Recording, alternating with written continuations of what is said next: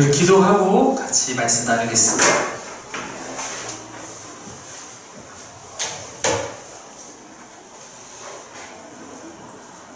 하나님, 오늘도 우리가 주님을 예배하며 주의 말씀을 듣기로 합니다. 네가 말씀을 목사를 통해서 듣고 글로 보지만 이 말씀이 기록된 말씀이 아니라 나에게 들려지는 주의 음성이 될 수 있도록 주여 인도하여 주옵소서. 하나님, 전하는 자와 듣는 자 모두 다 연약하지만 성령 하나님께서 이 시간을 사랑하시고 이 시간을 귀하게 사용하셔서 우리 가운데 모두가 아버지 앞에 설 수 있는 그런 시간으로 이끌어 주시겠습니다. 주님, 우리 가운데 함께하여 주옵소서. 감사드리며 예수님의 이름으로 기도드립니다. 아멘. 얼마 전 제가 금요 예배 기도회 할 때 신약에서 가장 관심받지 못하는 책들을 설교한 적이 있습니다. 예를 들어서 유다서와 같은 책이 아마 그럴 것입니다.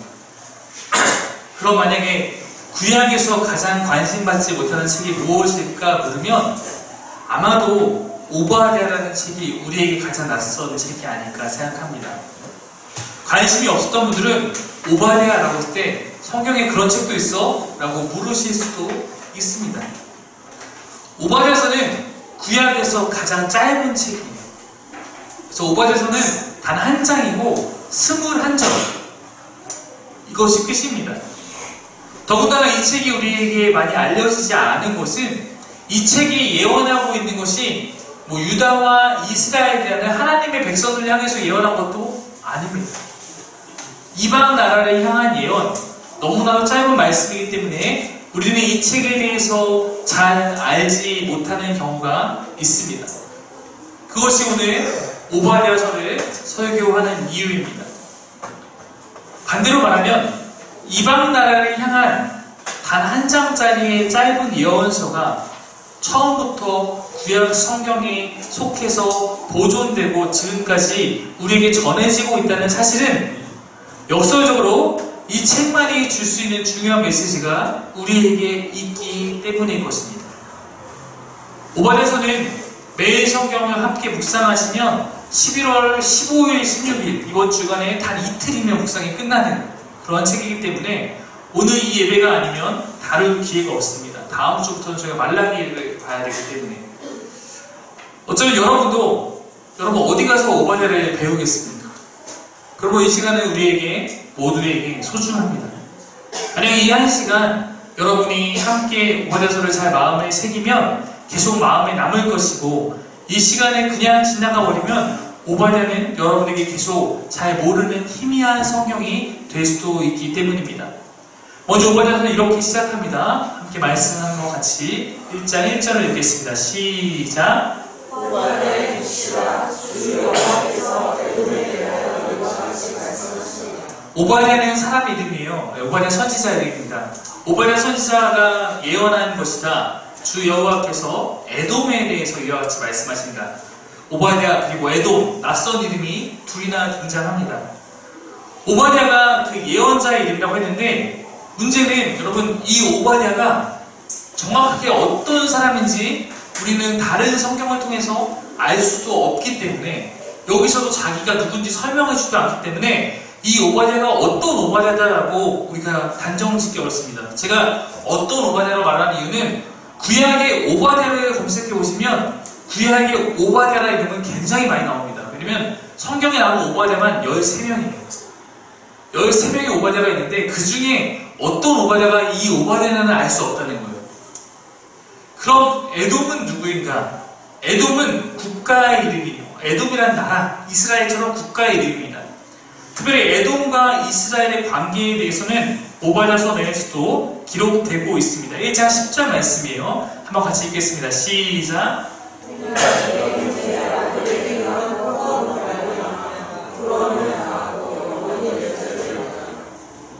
에돔에게 너가 너희 형제 야곱에게 한 것, 이렇게 말합니다. 즉 에돔과 야곱이 형제라는 건데 왜냐면 에돔 자체가 에서의 후예이기 때문입니다. 그러니까 에서와 야곱이 형제지간이기 때문에 에돔과 야곱의 후손이 이스라엘은 형제의 나라가 되는 것입니다. 우리가 잘 알고 있는 창세기의 말씀을 한번 여러분 떠올려 볼게요. 아브라함이라는 사람이 있습니다. 이 사람이 이스라엘 민족의 시작이에요. 하나님께서 이 사람에게 누굴 주시죠? 아들을 이스마엘과 이삭. 우리 구약에 파노하신 분들은 이스마엘과 이삭 이렇게 하시겠지만 이스마엘과 이삭을 주시는데 그 중에 하나님의 약속을 따라서 그 계보로 이어가는 자는 이삭이었습니다. 다시 한번 이삭에게 하나님께서 이제 자녀를 주는데 이삭과 그의 아내 리브가에게 한 자녀를 주십니다. 창세기 25장 21절부터 23절 말씀이에요. 제가 한번 읽어보겠습니다. 이렇게 나와 있어요. 이삭이 그의 아내가 임신하지 못하므로 그를 위하여 여호와께 간구하매 여호와께서 그의 간구를 들으셨으므로 그의 아내 리브가가 임신하였더니 그 아들들이 그의 태 속에서 서로 싸우는지라. 그가 이르되 이럴 경우에는 내가 어찌할꼬 가서 여호와께 묻자온데 여호와께서 그에게 이르시되 두 국민이 내 태중에 있구나. 두 민족이 내 복중에서 나누이리라. 쌍둥이. 저희 여기도 쌍둥이가 있죠. 이시오리스의 쌍둥이입니다. 쌍둥이인데 쌍둥이가 같이 이제 이 안에 있는 건데 이 두 쌍둥이가 뱃속에서부터 싸운대요. 근데 하나님께서 그걸 보시면서 이 안에 두 나라가 있다 말씀하신 겁니다. 우리가 하나님을 일컬어 하나님은 시공을 초월하신 분이다 라고 이야기합니다. 이 개념은 매우 중요한 것입니다. 우리는 기나긴 역사에서 점 하나예요. 그렇죠? 점 하나. 이 시점에 딱 삽니다. 근데 하나님은 역사를 여기 점으로 보는 게 아니라 선으로 보시는 분이에요. 하나님에게는 과거와 현재와 미래가 하나로 보여지는 거죠. 그럼 우리는 그냥 이 현재만 살고 있지만 하나님은 과거와 미래와 모든 것을 보고 계시는 겁니다. 그러므로 하나님께서는 그 두 쌍둥이가 뱃속에 있는 걸 보면서 그들의 미래까지도 함께 바라보시며 말씀하시는 겁니다. 이 개념은 십자가에 해당하죠. 십자가 사건은 과거와 미래와 현재의 모든 시공을 초월한 죄를 해결하는 능력이 있는 것이고 우리는 지금 이곳에서 죄를 짓고 지금 이곳을 기도하지만 우리의 이 기도에 따라서 우리의 죄는 그 예수님의 십자가에 가서 소멸되는 것입니다. 우리가 나중에 구원받을까 구원받지 못한 백성이 될 것인가 우리는 알 수 없지만 이거에 대해서 주님이 알고 계신 것도 마찬가지로 이러한 하나님의 능력 안에서 가능한 것입니다. 하나님은 태중에 있는 에서와 야곱이라는 두 형제에게 그들을 통해서 두 민족인 에돔과 이스라엘을 보신 거예요. 주님은 그러므로 에서의 후손인 에돔과 야곱의 후손인 이스라엘을 형제라 여기시며 오늘 말씀을 하고 계신 거예요. 아까 읽듯이 5번에서는 에돔, 이방 백성에게 주신 하나님의 예언인데 말씀을 잘 읽어보면 심판 예언이에요. 다만 우리가 이것을 오바냐서를 읽을 때 오바냐서 같은 비슷한 책을 발견하고 볼 때 이것을 선택과 버림의 프레임으로 그런 관점으로 보면 우리에게는 엄청난 오류가 생깁니다. 즉 이건 무슨 얘기냐면 우리는 알게 모르게 이렇게 되는 경우가 있어요. 이거 저도 그렇습니다. 저 어렸을 때부터 항상 이스라엘이라는 나라의 편이었어요. 왜요? 나는 교회다니까. 이스라엘이 하나님의 백성이라고 믿으니까. 그래서 뉴스에서 이스라엘과 팔레스타인 싸우면 저는 알게 모르게 이스라엘을 응원하는 사람이 되어 있는 거예요. 왜냐면 나도 그들과 한 편이라고 생각하니까. 근데 여러분 그것은 사실 굉장히 심각한 오류이고 오해일 수 있습니다. 하나님께서 이스라엘 선택한 건 맞지만 선택했다고 하나님이 항상 그들의 모든 것을 지지하시고 그들의 편에 서시는 건 아닙니다. 하나님 선택받은 선민 이스라엘이 항상 옳고 하나님은 항상 그들의 편이고 그들과 대적하는 이방 나라는 항상 나쁘고 하나님 심판 대상이 되는 것이 아닙니다. 5번에서는 에돔이 이방 백성이기 때문에 심판받는 것을 말하는 책이 아니라는 거예요. 구약학자인 김근주 교수님은 이러한 선택과 버려짐에 대한 오해에 대해서 이렇게 설명합니다. 다윗 가문이라 할지라도 다윗 가문이면 이스라엘 백성 가운데 가장 로얄 패밀리잖아요. 다윗 가문이라 할지라도 그에 합당한 삶이 없다면 결코 그 왕권이 영원하지 않으며 예루살렘 성전에서 드려진 제사라고 할지라도 성전 바깥에서의 삶이 없다면 제사 자체가 무의미함에 따릅니다. 야곱이 선택받은 것이 사실이죠. 야곱은 선택받았습니다. 하나님의 은혜를 입은 것도 사실이지만 그렇다고 야곱이 하나님을 항상 옳고 에서는 아무 잘못 없이 이방이라는 이유로 심판받는 것이 아니라는 것입니다. 구약에서조차 이스라엘 백성이라고 할지라도 하나님의 사랑은 이스라엘 백성이 선민이긴 하지만 하나님의 사랑은 그들만이 아니라 모든 열방을 향하고 있으며 이방인 중에도 하나님께 나아오는 자는 구원을 받는 것을 보여주고 있습니다. 동시에 이스라엘이라고 할지라도 그들이 하나님의 은혜를 깨닫지 않고 거룩한 백성의 삶을 살지 않으면 그들은 심판의 대상이 된다라는 것입니다. 그러므로 우리가 오바댜서를 읽을 때 에돔이 이방 민족이어서 하나님의 심판을 받는 것으로 생각해서는 안 된다는 것입니다. 요나라는 책이 있죠. 요나서는 아수르라는 이방을 위해서 쓴 책인데 아수르에서도 니느웨에 가서 그가 예언 사역을 했지만 그 사역을 통해서 그 땅에서는 오히려 회복이 일어나고 그로 말미암아 하나님의 심판은 연기되게 됩니다. 하나님은 이스라엘의 하나님만이 아닙니다. 하나님의 뜻대로 살아가는 백성에게 하나님과 함께 하시고 하나님의 뜻과 어긋난 삶을 살아가는 백성은 하나님의 원수가 됩니다. 여러분, 우리가 이것은 굉장히 중요해요. 왜냐면 민족적 관점을 보면 우리도 이방이에요.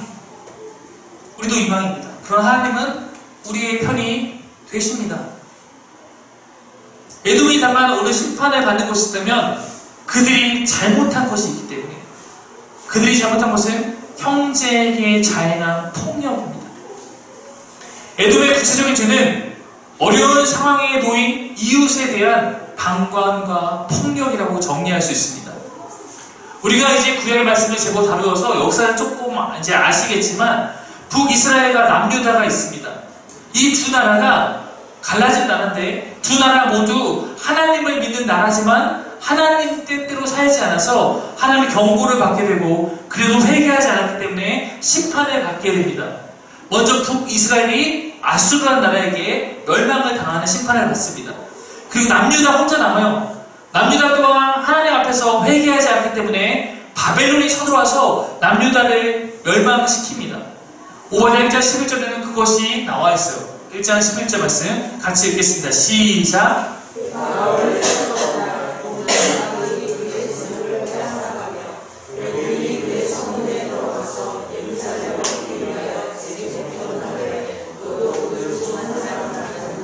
바로 이것이 남유다의 멸망에 대한 이야기가 나타나는 것입니다.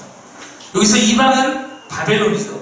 바벨론이 예루살렘에 들어가서 그곳에 있는 재물을 빼앗고 성문에 들어가서 이루서 얻고자 제비 뽑으며 그렇게 그곳에서 멸망을 시키던 그 차례 때에 형제의 나라인 에돔은 유다의 편에 서서 바벨론을 대항하는 것이 아니라 바벨론의 편에 섰고 더 나아가서 그냥 편에 선 정도가 아니라 그들과 한 무리가 되어서 이스라엘을 수탈하고 괴롭히는 데 함께 했다는 것입니다.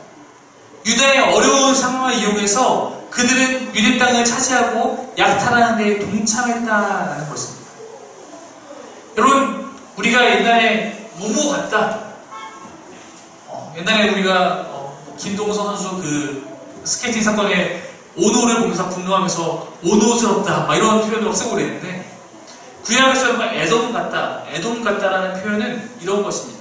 상대의 공경을 이용해서 약자를 짓밟는 폭력을 휘두르는 모습, 이것이 에돔입니다. 근데 여러분, 에돔의 입장에서 에돔 백성이 갖고 있는 그 정서, 에돔 백성이 갖고 있는 그 과거에 대한 모든 기억, 이런 것을 떠올려보면 에돔도 좀 이스라엘에게 하고 싶은 얘기가 있을 수 있어요. 원래 에서가 장자였는데 간사한 야곱이 에서를 속여서 장자의 축복을 찬탈해 갔습니다. 그때 그런 기억도 있고 있으니까 외친 것이 있으니 그들이 그런 야곱의 나라의 이스라엘을 생각하면 뭐 좋아하지 않을 수도 있을지도 모릅니다. 우리는 사실 누구보다 이런 감정을 잘 아는 민족이죠. 우리가 이웃인 일본에 대해서 우리의 과거를 자꾸 떠올리면 쉽게 좋아하는 마음이 잘 생기지 않습니다. 잘 평판 지내지만 뭔가 그 일을 떠올리면 좋아하지 않을 수도 있죠. 그러나 우리가 그런 감정을 인해서 우리가 뭐 일본인들에 대해서 박해를 가하는 것은 당연히 잘못된 것이 아니겠습니까? 하나님은 원수 갚는 것도 주께 있다라고 말씀하십니다. 하나님은 에돔이 행한 일을 기억하고 계셨고 그들이 이렇게 바벨론과 함께 이스라엘을 침략했던 것에 대해서 그때 그들의 행위에 대해서 지적하시면서 그런 모습을 갖고 있는 에돔에 대해서 심판하시겠다 말씀하십니다. 1장 12절, 13절, 14절 세 절의 말씀을 함께 같이 한번 보겠습니다. 세 번역입니다. 함께 읽겠습니다. 시작. 내 형제의 날 그가 재앙을 받던 날에 너는 방관하지 않았어야 했다. 유다 자손이 몰락하던 그날 너는 그들을 보면서 기뻐하지 않았어야 했다. 그가 고난받던 그날 너는 입을 크게 벌리고 웃지 않았어야 했다. 나의 백성이 패망하던 그날 너는 내 백성의 성문 안으로 들어가지 않았어야 했다. 나의 백성이 패망하던 그날 너만은 그 재앙을 보며 방관하지 않았어야 했다. 나의 백성이 패망하던 그날 너는 그 재산에 손을 대지 않았어야 했다. 도망가는 이들을 죽이려고 갈라지는 길목을 지키고 있지 않았어야 했다. 그가 고난받던 그날 너는 살아남은 사람들을 원수의 손에 넘겨주지 않았어야 했다. 이 말씀을 보면 바벨론이 침략했던 그때 유다 자손이 겪었던 곤란이 무엇인지 느껴집니다. 에돔은 함께 방관하고 그 유다의 몰락을 기뻐하고 그 안에서 이득을 취하기 위해서 힘씁니다. 재산에 손을 댑니다. 도망가는 힘들게 정말 그 예루살렘의 폭격 가운데 힘들게 도망가는 사람들을 길목에서 지키고 있다가 그들을 포로로 잡아서 바벨론에 넘겨주는 그런 일을 자행했다라는 것입니다. 에돔이 왜 이랬을까요? 이것은 곧 그들의 이익과 직결되었기 때문입니다. 유다의 아픔은 그들에게 웃음이 되었습니다. 예루살렘을 함락하고 성에 입성하는 바벨론과 함께 애들도 그들의 편이 되어 들어와 수탈합니다. 포로로 넘겨줍니다. 유다를 멸망시킨 것은 바벨론이지만 바벨론으로 기억되지만 바벨론이 주범이라면 에돔은 공범입니다. 에돔은 목격자이고 방관자이며 이웃의 아픔을 통해 자신의 이익을 챙기는 그러한 자입니다. 그리고 하나님께서 구약 성경을 통해서 우리에게 일관되게 가르치는 것이 있습니다. 그것이 무엇인지 아십니까? 하나님 나라의 정의, 하나님의 백성에 요구되는 하나님의 뜻입니다. 특별히 이 구약은 약자에 대해서 긍휼을 베푸시는 것을 매우 강조합니다. 하나님 스스로가 약한 자의 편이 되어주시고 가난한 자의 편이 되어주시는 분입니다. 에돔은 그런 하나님의 뜻에 어긋났다는 거예요. 그러므로 오가라서에서 에돔에 대한 심판하신 것은 바로 이러한 연약한 상태에 놓이는 자를 짓밟는 행위, 이러한 세상의 풍습과 속성에 대해서 심판을 선포하시는 거예요. 에돔만을 심판한 것이 아니라 에돔과 같이 행하는 모든 사람에게 하나님의 진노가 있을 것이라 말씀하시는 것입니다. 에돔과 같은 자가 우리 가운데 있다면, 에돔과 같은 모습이 우리 가운데 있다면 우리도 심판받게 될 수 있습니다. 이것이 오바댜서가 우리에게 주는 메시지입니다. 그럼 이 말씀을, 오늘 오바댜서에 주어진 그 말씀을 우리의 시점에, 우리의 삶에 적용해 보도록 하겠습니다. 한번 세 가지로 우리가 한번 정리해 보면 좋을 것 같아요. 첫 번째는 불행에 대한 반응이에요. 그럼 어쩌면 한 끗 차이일 수 있어요. 정의가 실현됐다고 느끼는 것과, 죄송합니다. 정의가 실현됐다고 느끼는 것과 다른 이의 불행에 대해서 기뻐하는 것은 미묘하게 차이가 있어요. 이런 겁니다.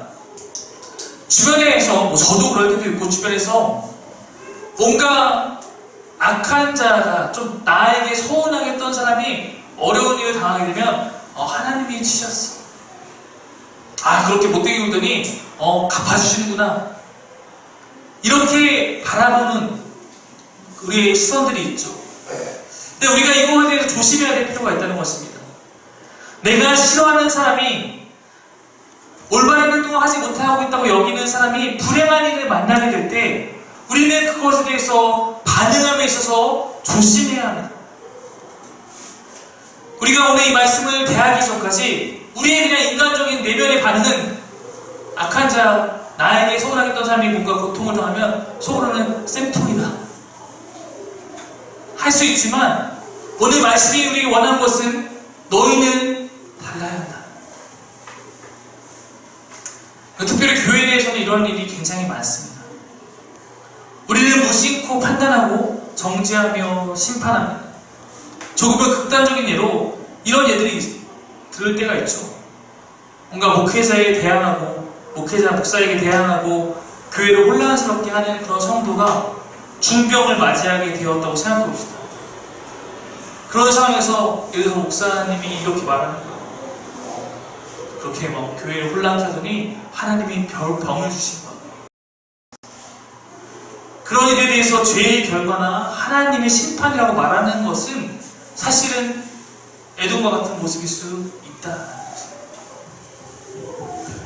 물론 하나님께서 어떤 행위들에 대해서 깨닫게 하기 위해서 몽둥이를 든 것일 수 있습니다. 맞습니다. 그러나 이유야 어찌 되었든지 누군가 직면해 있는 그 어려움과 누군가 직면해 있는 그 손해에 대해서 우리가 가진 잣대와 기준으로 정죄하고 평가하고 이야기하고 수군거리기보다 하나님께서 우리에게 원하시는 것은 그 사람에게 위로가 필요하다면 위로를, 도움이 필요하다면 도움을 주라는 것입니다. 예수님은 우리에게 이것에 대해서 신약에서도 확실하게 말씀하셨습니다. 마태복음 말씀 함께 같이 읽겠습니다. 시작. 내 이웃을 사랑하고 내 원수를 미워하라 하였다는 것을 너희가 알지니라. 나는 너희의 이웃이 너희의 원수를 사랑하며 너희를 박해하는 자를 위하여 기도하라. 43절은 일반적인 모습이에요. 일반적인 사람들은 이웃을 사랑하고 원수를 미워합니다.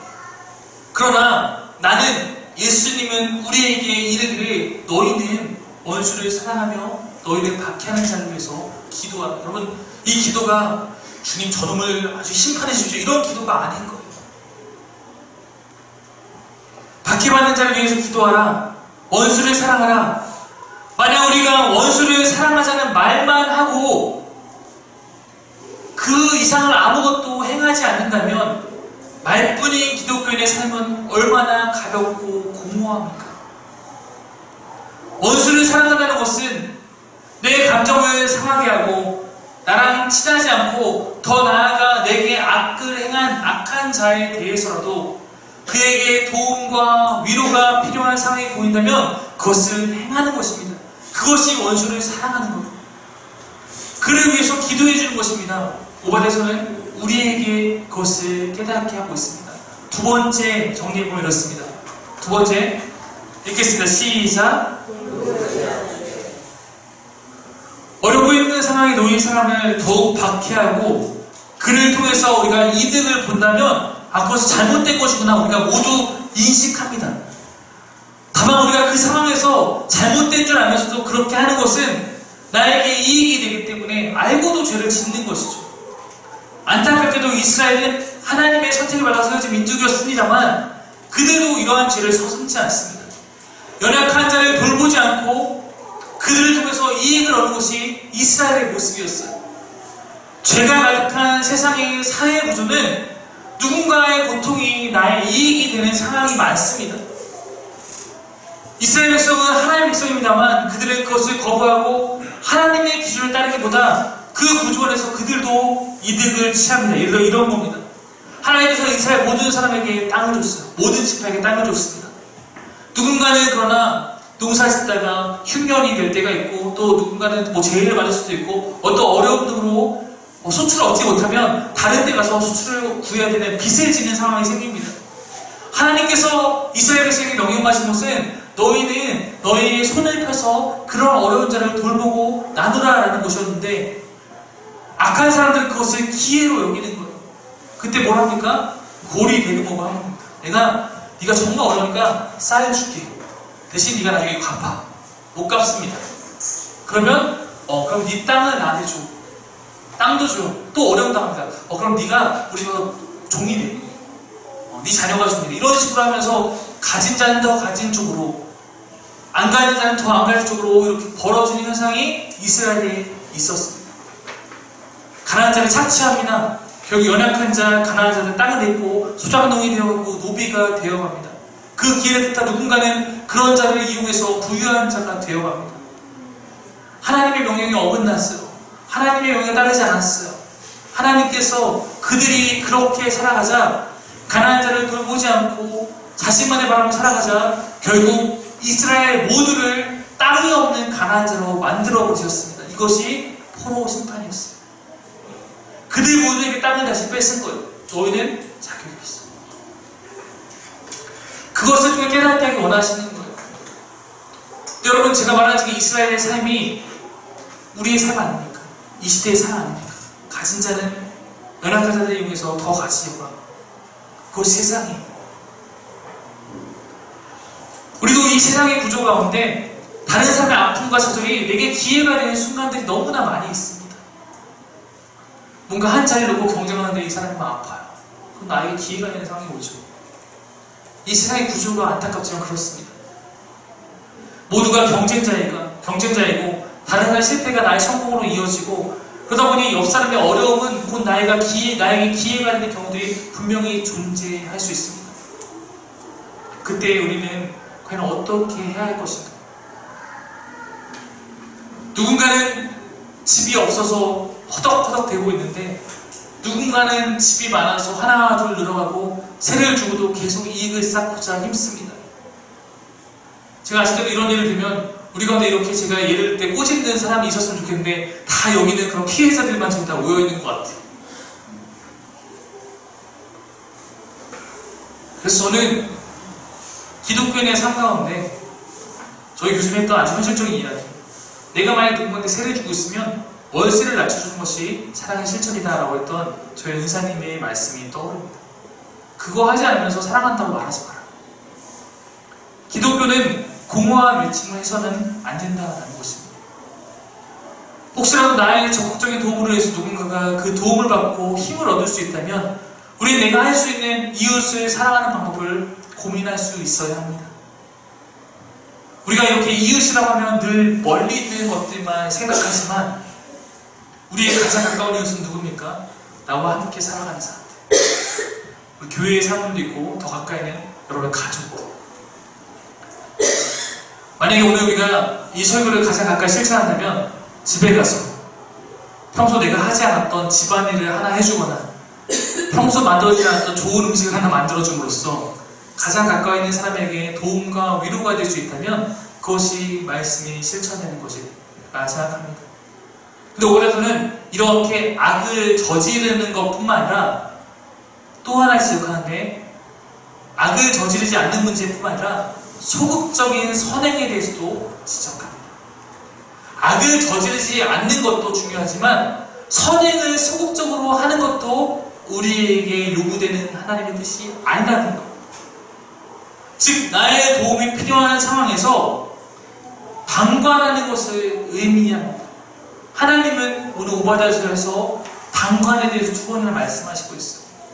괴롭히지 않는 것만 주의 뜻을 지키는 것이 아니라 도움을 거절하지 않고 돕는 것이 주의 말씀에 순종하는 것이라는 사실입니다. 우리가 살아가는 이 세상은 너무나 개인화가 되어가죠. 방관은 이 세상을 살아갈 때 때로는 지혜로움만 보일 수 있어요. 그러나 이는 누군가가 나의 도움을 필요하고 있는 순간에 나의 죄가 되곤 합니다. 마태복음 7장 12절 말씀 한번 보겠습니다. 마태복음 7장 12절 없나요? 네, 제가 읽겠습니다. 그러므로 무엇이든지 남에게 대접을 받고자 하는 대로 너희도 남을 대접하라. 이것이 율법이요 선지자니라. 다시 읽겠습니다. 여러분, 이게 황금률이라고 불려지는 그리스도인에게 가장 주어진 가장 중요한 말씀이기 때문에 다시 한번 읽겠습니다. 그러므로 무엇이든지 남에게 대접을 받고자 하는 대로 너희도 남을 대접하라. 이것이 율법이요 선지자니라. 이것이 율법이요 선지자라는 것은 이것이 율법과 선지자의 글에서 요약하는 가장 핵심이란 거예요. 율법과 선지자의 글은 무엇입니까? 구약 전체를 말합니다. 구약 전체에서 말하는 것을 가장 요약해서 적용하면 남에게 대접받고 있고 너희도 남을 대접하라. 아니 여러분이 운전하거나 길을 가고 있는데 누군가가 교통사고가 나서 어려움이 있습니다. 그냥 모른 채 갈 수 있죠. 그러나 그때 바쁜 내 입장이 아니라 도움이 필요한 그 사람의 입장에서 생각해보라는 것입니다. 만약 저 사람 입장에서 누군가가 지금 나를 와서 좀 도와줬으면 좋겠는데 바라고 있다면 나도 만약 그 상황에 대해서 그럴 것 같다 느껴진다면 내가 받고 싶은 그 환대를 내가 베풀어야 한다는 것입니다. 특별히 요즘에 여러분 싸움이 일어나면 우리는 웬만하면 외면하려고 합니다. 잘못 개입하면 피곤해져요. 경찰서에 같이 가서 조사를 받아야 될 수도 있고.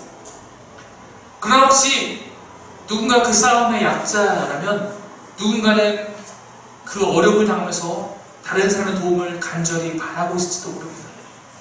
만약 내가 거기서 얻어맞고 있는 사람이라면 누군가가 날 도와주기를 간절히 바랄지도 모릅니다.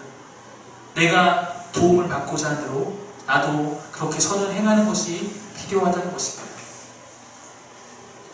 세 번째, 읽겠습니다. 시작. 저는 오늘 이 설교에서 세 번째로 여러분에게 가장 중요한 한 가지를 당부하고 싶습니다.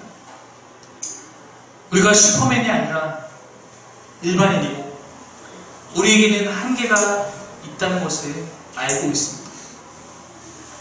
우리 하나 먹고 살기도 내 삶 하나 돌보기도 버겁고 힘들 때가 있음을 알고 있습니다. 맞습니다. 오늘도 그러한 삶 가운데 이곳에 나온 여러분을 위로하고 싶습니다. 어쩌면 오늘도 오바댜서의 말씀을 들으면서 어쩌면 이 말씀에 나오는 나에게 주어진 명령이 여러분을 더욱더 무겁고 버겁게 만들지도 모르겠습니다. 힘든 나의 삶에 계속 하나님이 주시는 숙제가 늘어나는 것처럼 느껴질지도 모릅니다. 그런 여러분의 마음을 알고 있습니다. 알면서도 저는 전하게 됩니다. 말씀을 듣고 그렇게 느껴질 때가 있습니다. 무겁다고. 저는 무겁다고 느껴지는 여러분들을 사랑합니다. 말씀은 제게도 무척이나 무겁습니다. 만약 우리가 이런 말씀에서 가볍다면 어쩌면 그것은 내가 이 말씀을 따를 마음이 없기 때문일 수도 있습니다.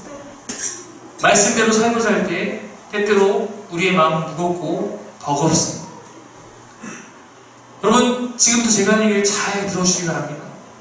사랑하는 여러분, 만약에 내게 말씀의 요구를 지키기 버거운 마음이 든다면 지키지 마십시오. 진심입니다. 저는 말씀을 나누면서 여러분의 멍에를 무겁게 하려고 나누는 것이 아닙니다.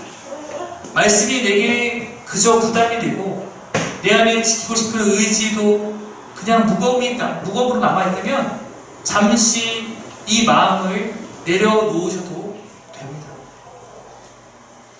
제가 부교육자로 있을 때 고민이 많았던 것이 있었습니다. 그것은 교회가 너무 바쁜 거예요. 무언가를 하느라, 무언가를 해내느라. 우리가 무언가 해내기 위해서, 일하기 위해서 교회에 모인 것이 아닌데, 교회는 항상 바쁘고 그 안에서 일하다가 지쳐가고 쓰러져가는 사람들을 보게 되었습니다. 그리고 그 안에는 목회자인 저도 있었습니다. 항상 무언가를 하기 위해. 교회에 도착해서부터 교회를 떠날 때까지 분주한, 안식이 없는 안식일을 보내고 가는 저를 발견할 때가 많았습니다. 많은 교회에서 수많은 사람들에게 주일은 일하다가 지쳐가고 고갈되어가는 하루가 되곤 합니다. 그저 마르다와 같이 섬김만 하다가 갈 때가 있습니다. 내가 혹시 말씀의 요구가 무겁게 느껴지고 이렇게 내 삶 가운데 무언가 숙제처럼 주어지고 있을 때는 그때는 저는 기본으로 돌아가야 할 때라고 생각합니다. 우리에게 가장 중요한 것, 그것은 하나님의 사랑 안에 거하고 주님의 은혜 안에서 내가 회복되어야 하는 것입니다. 어떤 것도 이것보다 중요하지는 않습니다. 오늘도 말씀은 우리에게 요구합니다. 요구가 있어요. 사실입니다. 그러나 주님은 우리에게 이 말씀의 요구보다 먼저 요구하시는 것이 있습니다. 나를 사랑하는 주님의 그 사랑과 나를 위해 모든 것을 주시는 그 은혜 안에서 주님으로 말미암아 내가 가득가득 채워지는 것, 이것이 우리에게 선행되어 요구되는 것입니다. 말씀의 요구에 순종하는 것은 그 은혜 안에서만 가능한 것이에요. 주님의 은혜와 사랑이 내 안에 없는 상태에서 나 말씀을 지켜야 돼 하면 내 힘으로는 말씀을 살아내는 일이 버거움 뿐입니다. 오늘 5번에서가 우리에게 요구하는 이웃을 돌보고 원수를 사랑하는 일은 너무나 아름답고 선한 일이지만 이것은 결코 내 힘으로 할 수 없는 일입니다. 우리가 어찌 우리 힘으로 원수를 사랑하겠습니까? 우리는 세상과 같이 원수를 미워하는 그런 마음을 가진 사람들이에요. 주님은 우리에게 세상과 다른 삶을 살라고 요구하지만 잘 안 됩니다. 너무나 이기적인 이 세상 가운데서 세상과 동떨어진 이타적인 삶을 살고자 할 때 이것에 대한 순종은 무척이나 무겁고 버겁습니다. 그러나 여러분, 이것이 가능한 방법이 하나 있습니다. 단 한 가지가 있어요. 그것은 주님이 내 안에서 일하실 때 내 힘으로 내가 그것을 하는 것이나 주님이 주시는 마음 가운데 주님이 주신 능력으로 내가 이렇게 행할 때만 그 말씀을 내가 실천한 것이 가능합니다. 그러므로 내 말씀과 내 마음 가운데 그러한 주님이 계시지 않으면 여러분은 말씀을 실천하기 위해 힘쓰는 것이 아니라 주님이 내 마음 가운데 먼저 임하셔서 내 마음 가운데 주님이 충만해지기를 먼저 힘쓰셔야 한다는 것입니다. 이 말씀을 실천하는 가장 큰 힘은 여러분 안에 고갈되지 않는 하나님의 은혜와 사랑, 성령의 충만함이 가득할 때입니다. 그러므로 말씀의 요구가 우리에게 실현되기 위해서 여러분이 먼저 그 은혜로 충만해지기를 구하시기를 저는 바랍니다. 그것 없이 이 삶에 순종하려는 것은 우리의 삶을 더욱 힘들고 신앙이라는 짐은 무겁고 고행의 길을 지고 가는 것과 같은 그런 기분이 될 것입니다. 저는 여러분이 그렇게 되지 않기를 바랍니다. 저는 우리가 주님 안에서 정말로 진심으로 함께 행복하게 아버지 향해서 나아가기를 소망합니다. 당연히 오바자서를 통해서 말씀하신 주님의 기대가 우리를 통해서 나타나고 그를 통해 주님의 백성들로 인해서 여러분들을 위해서 세상이 달라지고 세상의 주의 가치가 주님이 원하시는 그런 삶이 세상 가운데 실현되고 물들어가기를 저는 강력하게 원하고 있습니다. 그러나 그것을 위해서 가장 소중한 내 심령을 먼저 주의 은혜로 물들이십시오. 이것은 오늘의 말씀에 대한 것뿐만 아닙니다. 모든 말씀에 대해서 그렇습니다. 그저 말씀이 내게 요구하는 것들이 무겁고 힘들거든 그때는 아무것도 하지 말고 주님의 사랑 안에 먼저 거하기를 추구하시기를 저는 바랍니다. 결국 오늘 말씀을 가장 강력하게 간단하게 줄이면 이웃 사랑하라는 거죠. 그 구체적인 방법을 오늘 오바자서는 우리에게 알려준 것입니다. 그것은 무엇입니까? 내 이웃의 아픔에 공감하고 그들을 사랑하라는 주의 명령을 실제적으로 실천하라는 거죠. 다른 사람은 몰라도 우리 주님은 우리에게 이 말씀을 하실 수 있는 분이라고 저는 생각합니다. 왜냐하면 주님이 우리에게 이렇게 행하셨기 때문입니다. 주님이 우리 가운데 이렇게 사랑하셨기 때문입니다. 하나님은 우리가 하나님을 대적하고 하나님과 적대적인 삶을 살다가 어려움을 당한 그때에도 너 내 말대로 안 살았으니까 그렇게 됐지 하는 게 아니라 우리를 방관하지 않으셨어요. 여러분, 우리가 하나님 보시기에 너무나 아름답게 살고 있어서 그러므로 하나님께서 우리를 사랑하시는 것이 아닙니다. 그분께서 가장 이타적인 사랑하심으로 연약한 우리를 위해서 일하시고 우리를 사랑하시기에 모든 것을 다하신 분입니다. 하나님 아버지 앞에서 얄밉고 뻔뻔하고 죄도 많고 불순종하는 우리를 품고 사랑하기로 결정하신 분입니다.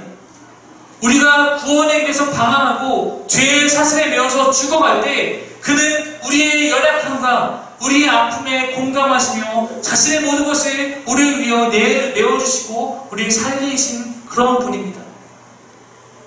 내가 하나님 나는 이타적으로 살기 싫은데요. 하나님 나 원수 사랑하기 싫은데요. 주님 내가 왜요? 주님 내가 왜 이 사람을 도와야죠? 이 사람의 잘못이 내게 이렇게 있는데 왜 주님 내가 도와야 합니까? 내가 왜 선을 행해야 합니까? 왜 주님 내가 용서와 사랑을 실천해야 합니까? 아마 우리가 이렇게 묻고 있을 때 따지고 있을 때 주님 아마 딱 한마디 하실 겁니다. 내가 너를 사랑하니까.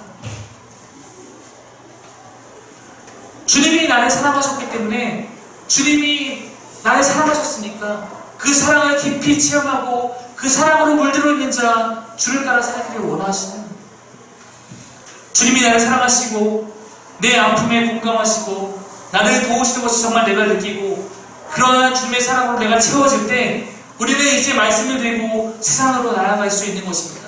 나도 사랑받았으니까 나도 사랑하기 위해서, 원수와 같은 죄 많은 나를 주님으로 인해서 내가 주님으로 인해서 회복되었듯이 이제 내가 말씀을 갖고 그렇게 나의 원수들을 사랑하리라, 방관하지 않고 공감하리라, 아픔에 대해 공감하고 도움의 필요에 대해 공감하고 연약함에 공감하기 위해서 먼저 내 안에 그런 주님의 은혜가 충만해야 한다는 것입니다. 주님은 그러한 우리에게, 그러한 우리를 도우시기 위해서 성령님을 보내주셨습니다. 성령님은 우리를 도우시는 분입니다.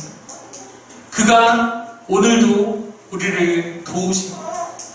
내 안에서 나와 가장 가까이에서 그분은 나를 돕습니다. 성령이 나를 충만하게 감싸고 나도 그의 사랑 안에서 충만해질 때 비로소 우리는 성령의 사람이 되어서 세상과 다른 방법으로 이 말씀들을 실천하며 살아갈 수 있게 되는 것입니다. 주님께 받은 사랑의 고백이 있고 내 안에 계신 성령님에 대한 경험과 확신이 있을 때 우리 성령 안에서 모든 것을 할 수 있는 자가 되는 것입니다. 그러므로 사랑하는 여러분, 우리가 이 시간 먼저 그의 사랑 안에 거하기를 소망합니다. 말씀의 실천에 대한 모든 부담보다 어쩌면 그것은 내가 해야 할 궁극적인 목표를 조금 내려놓고 먼저 내 안에 그런 주님을 구하십시오. 저는 그리스도인이 세상을 바꾸는 힘이 있다고 믿습니다. 저는 교회에 이 땅을 바꿀 힘과 소망이 있다고 굳게 믿고 있습니다. 교회가 삶을 바꾸고 교회가 참된 사랑을 이 땅에 심을 것입니다. 저는 저와 여러분을 통해서 우리 삶에 그러한 열매가 있을 것을 믿습니다. 우리가 잘나서요? 우리가 의롭고 선해서요? 아닙니다. 거듭 강조하지만 우리는 그리스도인이기 때문입니다. 우리는 주님께서 모든 것을 다 내어주시며 살린 하나님의 자녀가 된 구원받은 백성입니다. 주님이 나를 사랑하시니까 그것이 우리가 이것을 해나갈 수 있는 유일한 힘의 근원인지도 모릅니다. 나를 채우시는 대로 우리는 누군가를 채워가는 것입니다. 그러므로 우리가 오늘 무언가를 해야겠다는 그 마음에 앞서서 나를 채우시는 그 주님의 마음 앞에 함께 서기를 원합니다. 우리가 그 주님의 은혜를 기억하며 함께 이 시간 나아가고 싶습니다. 함께 찬양하려고 합니다. 먼저 나의 삶에 공감하셨던 그 주님의 사랑을 노래하며 주님으로 나를 먼저 채우기를 원합니다. 여러분의 연약함과 여러분의 외로움과 여러분의 아픔에 공감하시며 여러분에게 찾아오신 주님, 그분을 내 마음에 품으며 나아가기를 소망합니다. 우리 다 찬양하겠습니다.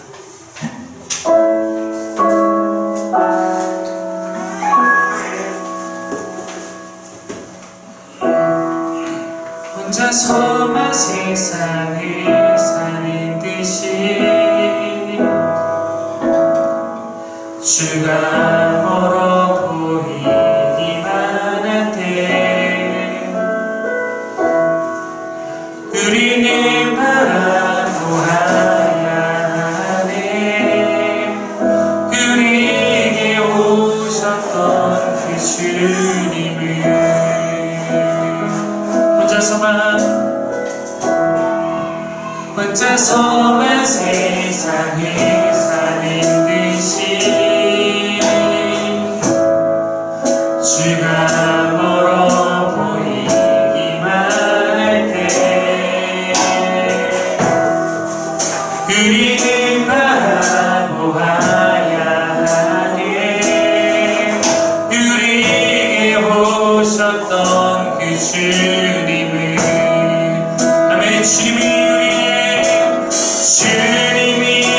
우리의 아픈 마음을 아시네. 가까이서 우리의 아픔에 공감하시네.